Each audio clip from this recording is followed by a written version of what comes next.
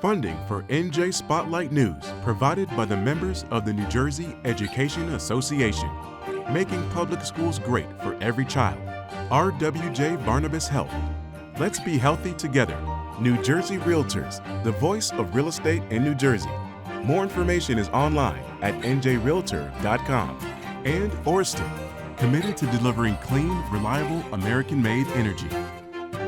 Tonight on NJ Spotlight News, ICE unmasked. New Jersey Senator Cory Booker is leading the charge to prevent ICE agents from wearing masks during raids and other immigration enforcement crackdowns. Plus, the dark side of Amazon. A new report claims Amazon's record delivery speeds come at a cost to contract workers who are subject to intolerable and even illegal conditions. The flex labor model is designed to give Amazon really the flexibility to sort of treat workers how they want. Also, under the dome, lawmakers come under fire after diverting $45 million of New Jersey's opioid settlement money, and advocates sound off. The first time being sick off for heroin, I thought, go to a hospital. That's a safe haven. You got doctors there to protect you. Worst thing I ever did. And preserving history. Jersey City's famous Lowe's Theater is undergoing a major makeover. We take you inside the restoration. This has taken decades for us to get here. This is something that everybody in the city of Jersey City should be proud of. NJ Spotlight News begins right now.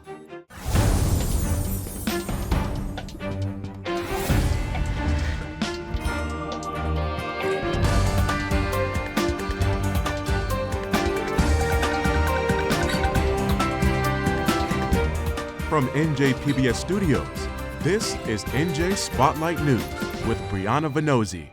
Good evening and thanks for joining us on this Friday night. I'm Brianna Venozzi. We begin with a few of today's top stories. First, Democrats are pulling out all the stops to help get Congresswoman Mikey Sherrill elected to the governor's seat in November. According to a source familiar with the event, former President Obama is linking up with Democratic National Committee Chair Ken Martin tonight for a fundraiser in Red Bank with the gubernatorial candidate, hosted by Governor Murphy and First Lady Tammy Murphy. Now, the high-dollar event is sold out, and proceeds are going to the DNC's war chest to help with the governor's race, state legislative elections here, and other high-stakes campaigns outside New Jersey. And there's good reason for it. The 2025 gubernatorial election between Mikey Sherrill and Republican Jack Ciattarelli is widely seen as a bellwether, both for the midterms and on voter sentiment about the second Trump administration. Democrats are counting on former President Obama to deliver. According to his office, he raised $85 million for the party last cycle. No word yet, though, if President Trump plans to stump for Ciattarelli. Also tonight, there's a growing push to ban immigration agents from covering their faces during operations. U.S. Senator Cory Booker is leading legislation alongside California Senator Alex Padilla that'll require ICE officers to show their face when making public arrests and have clearly displayed personal ID on their body. Now, ICE has said the masks and face coverings are being used for officers' protection amid ramped-up crackdowns under the Trump administration and an increase of personal threats against the agents and their families. But according to lawmakers, using those masks while acting in a federal capacity is illegal, and it's stoking fear in communities. Since mass deportations began, Homeland Security and ICE officers have been seen wearing unmarked tactical gear, face masks, and no visible badges or other indications that would help people in the public confirm they are, in fact, government officials. But the Visible Act, as it's being called, would allow officers to wear gas masks if needed or other face coverings during covert and non-public operations. ICE didn't immediately return a request for comment on the bill. And this is one of those only in Jersey stories. After a decade-long fight, the state Supreme Court this week ruled that residents in the town of South Seaside Park can now vote to permanently leave Berkeley Township and join their neighboring town, Seaside Park. Now, South Seaside Park is a small community with less than 500 residents on a barrier island in Ocean County, and it's currently part of Berkeley Township, despite Berkeley being a mainland across the Barnegat Bay. The court's decision noted that residents have to travel over 15 miles through multiple other towns to get municipal services, and during the summer, that drive can take up to 45 minutes.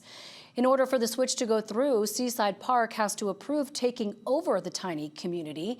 The court's decision reversed a previous denial from Berkeley Township, calling that decision biased. In our Spotlight on Business report tonight, Amazon's Mega Prime Day sale officially ends tonight, but there could also be a dark side to shopping with the retail giant. A new brief from the National Employment Law Project sheds light on how the company meets that faster-than-ever delivery speed at the heart of its business model. It's by using an army of Amazon Flex drivers. These are independent contractors who use their own vehicles to deliver packages in the final leg or last mile of the delivery process. According to the report, that Uber-like system exploits workers and subjects them to illegal and unbearable conditions, having a ripple effect on the rest of the delivery sector. Maya Pinto is the report author. She's a senior researcher and policy analyst at the National Employment Law Project, and she joins me now to explain. Maya, welcome to the show. Thank you for your time. Your report describes Amazon Flex as having this precarious labor model. What specifically with these conditions are you talking about? Yes, thank you for that question, Brianna. So what the report does is it takes a look at, as you mentioned, this Uber-like delivery app called Amazon Flex. And it identifies key elements of the flex labor model. So digital surveillance, algorithmic management, independent contractor misclassification, forced arbitration, and class action waivers. And taken together, all create a control without responsibility labor model that allows Amazon to exert a great deal of control over flex delivery drivers without any real legal responsibility for the worker impacts of that control. And so what the report does is it connects those labor practices to job quality issues like systematic wage theft, like unsafe work pace, and job insecurity that flex drivers are experiencing. I mean, this is not an issue that we're unfamiliar with here in New Jersey. Last year, you may know, there were workers, Amazon Flex workers, who rallied in Woodland Park. They were talking about better working conditions, but also that their wages had dropped significantly. How, though, does that model sort of, as you say, set them up for this? Are they not selecting their own hours, how long they work, where they work? Isn't that sort of the whole purpose of this, gig economy? Absolutely. So the Flex app is absolutely marketed to Flex drivers as an opportunity to have control over their schedules, to be their own boss, to choose their own hours. But it's actually Amazon that, batches out the routes, that sets the time frames, which workers see which offers and when. And so we spoke, for this report, I spoke to Flex drivers who are organizing in New Jersey, and they reported that often they can be locked out of the app when they've worked a certain a number of hours. When they want work and they log into the app, they're not able to find work. And so it's very unstable, the hours, and unpredictable. The flex labor model is designed to give Amazon really the flexibility to sort of treat workers how they want, to engage workers when they want, and then to pay them whatever they want. They don't have to meet the minimum wage standards. They don't have to pay into social insurance systems. And so while it's marketed as a tool to give workers flexibility, it's really about giving Amazon flexibility. I wondered just quickly, Maya, about some of the broader implications which you talk about in the report, how if this model does become sort of standard for this sector, what that might mean for the delivery business in the future, and I guess also for workers' rights. Yeah, so I mean, last mile delivery has been a bastion of actually unions and high quality family sustaining unionized work. Amazon Flex now has been around actually for around a decade, and it's really grown, and it's a huge piece of the Amazon Flex delivery operation. And what we've seen is that actually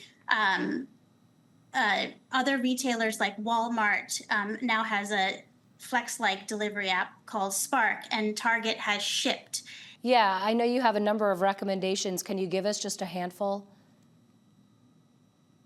Yeah, so I mean, fundamentally, Amazon needs to be held accountable for its flex labor model, and there, worker organizing and public policy change are the best ways to ensure that it's held accountable. It's not going to change its labor model on its own.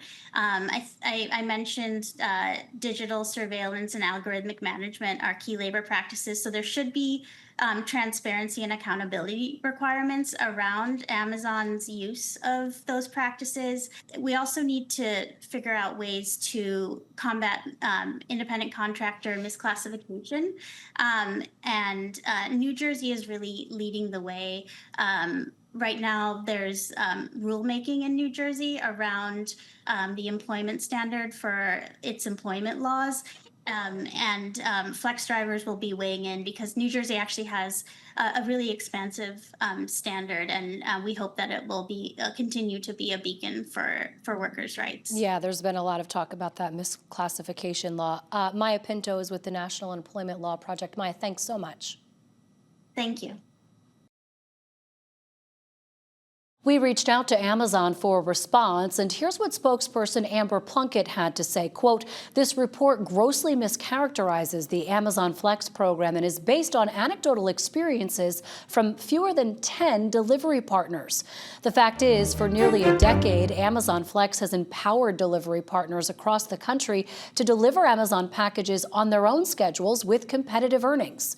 Amazon also disputes claims about wage theft and those earnings, pointing out that the average Flex driver earns $26 an hour in the U.S. and maintains that safety is a top priority. Support for the Business Report is provided by the Newark Alliance presents the 2025 Halsey Fest, featuring the vibrancy of Newark's Arts and Education District and Halsey Street.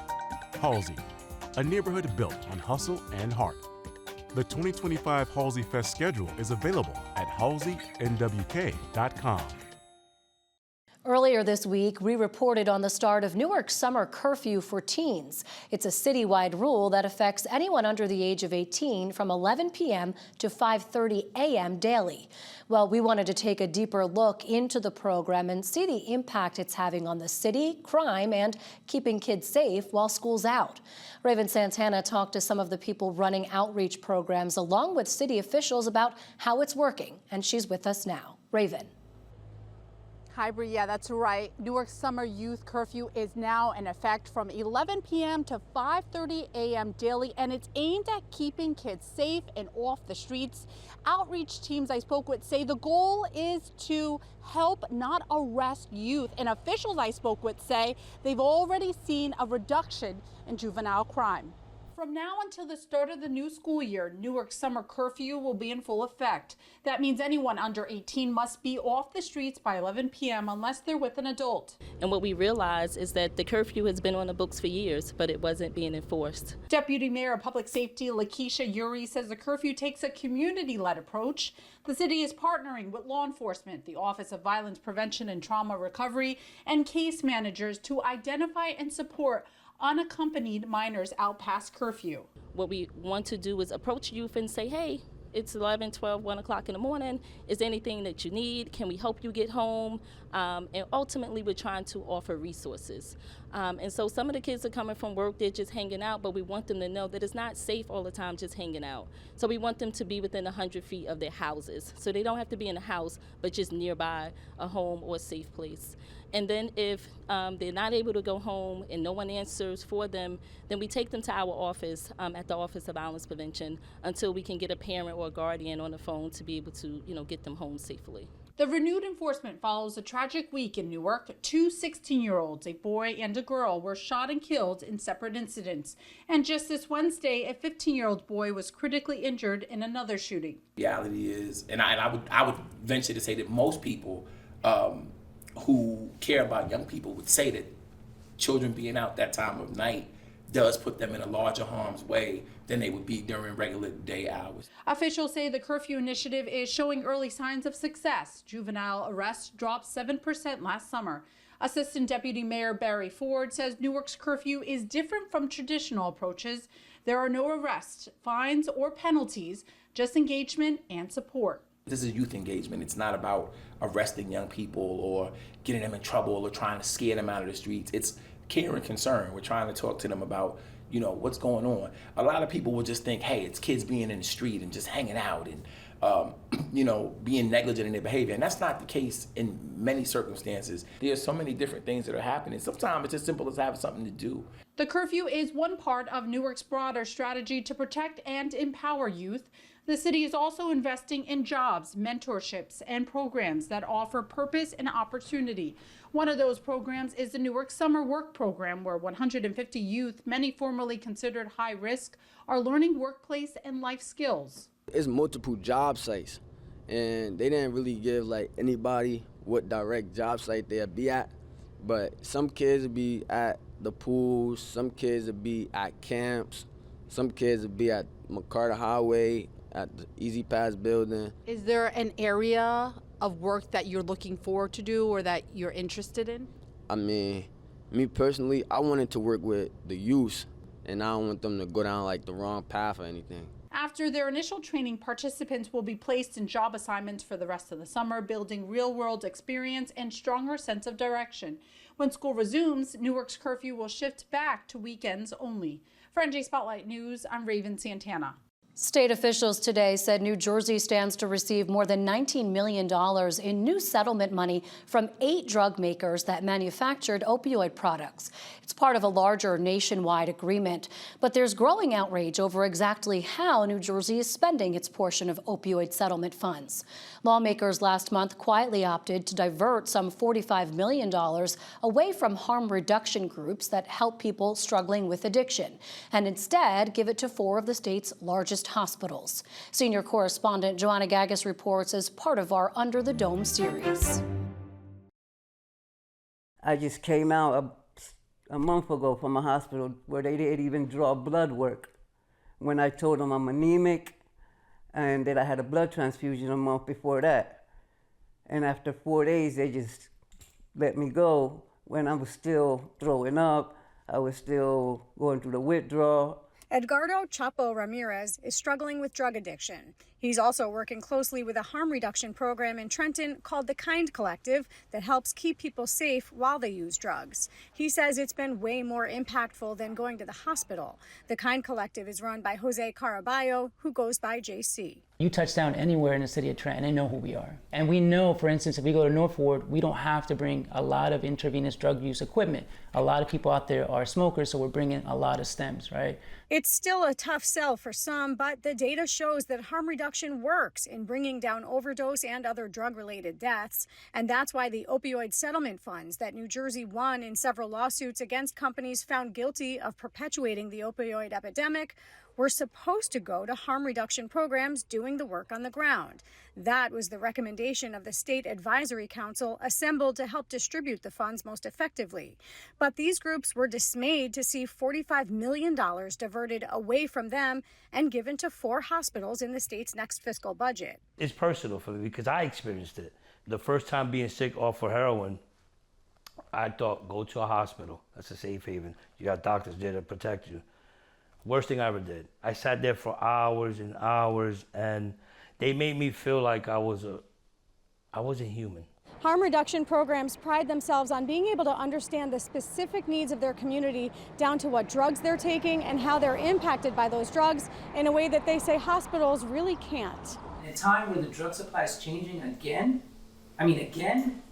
we were just understanding xylazine. Now we have to learn metatomidine. We have to learn BTMPS. Now those are all different withdrawals that now people need that hospitals should be adapting to, and yet they're not. The New Jersey Hospital Association defended the role of hospitals in the fight against opioids, saying in a statement, "No one can do this work alone. Our hospitals work in concert with community partners to save lives," adding that the money will be used for activities consistent with the opioid settlement agreements and federal guidelines. Attorney General Matt Platkin brought the suits that won the opioid settlement funds. He's criticized the legislature and governor's decision to reappropriate them. The governor acknowledged earlier this week that it was part of a messy budgeting process. In a perfect world, it's not where it would have landed for me, but a budget is a compromise with a lot of moving parts, and this is a good example of that. But those care centers do extraordinary work. And by the way, our hospitals deal with an enormous amount of opioid challenges as well. But for harm reduction experts, they say there's just no match for how they can meet the needs of their neighbors, supplying Narcan, drug testing strips, wound care packages like this one that Chapo is using to treat a chronic wound caused by xylazine use. Simple things like this will help people maintain their ulcers or their wounds. All this put together right here, this is over $100 worth of supplies. And we give it to people without asking questions, without saying, sign a form. No, take it. But hospitals, that's not how they operate. That's why this is frustrating. If you care about this community and you really want to help them, you have to rely on the experts, and we're the experts, not you. They say they need the funding to expand their capacity to reach more people, especially as new, deadly drugs are making their way into the street drug supply in the last few months. In Trenton, I'm Joanna Gagis, NJ Spotlight News. Under the Dome is made possible in part by the Corporation for Public Broadcasting, a private corporation funded by the American people. Well, turning now to what's making old new again. The Lowe's Theater, set in the heart of Journal Square in Jersey City, has been undergoing a major renovation project. The historic venue, which opened in 1929, hosted world-class live music, movies, and more. And it's hoping to bring back some of that magic with this latest $130 million restoration, all while preserving some of the theater's original iconic design and features.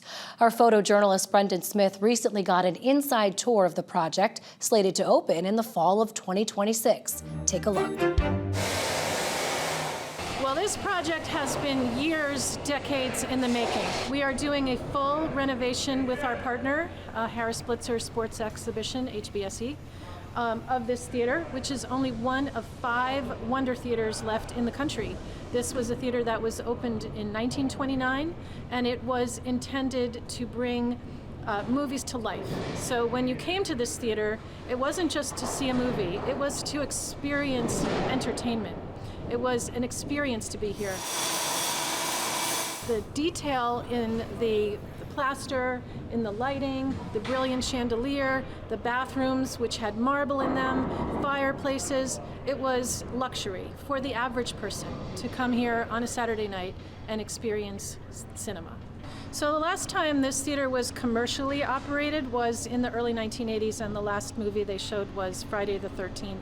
And then after that, it was purchased by a redeveloper, and it was slated for redevelopment, but community group Friends of Lowe's led the charge to save the theater, and then since then, for the last few decades, they have been showing nonprofit programming like movies, and there's other events that are held here like a Christmas concert and weddings.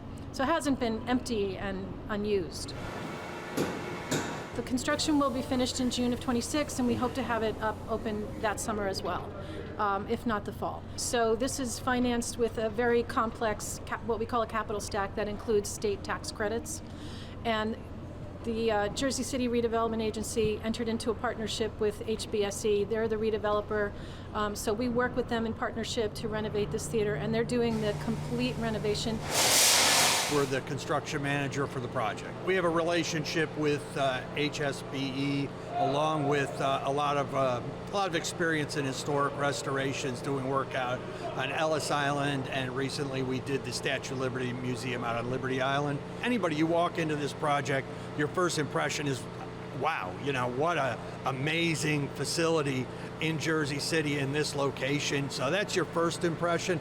But then as we get into the nuts and bolts of it, it's coming up with a plan and having the challenges, overcoming them early so we can, get this project done. So it did have a lot of water damage, but also the biggest challenge really here is that we're taking this historic theater and turning it into a modern theater that'll be used for all kinds of modern events. So the big part of this project is upgrading all the mechanicals, all the HVAC, electrical, sprinkler, plumbing systems to bring it up to modern standards. So we can historically renovate this project to look as it originally did. We're taking a lot of precautions to make sure we don't damage any of the historic fabric.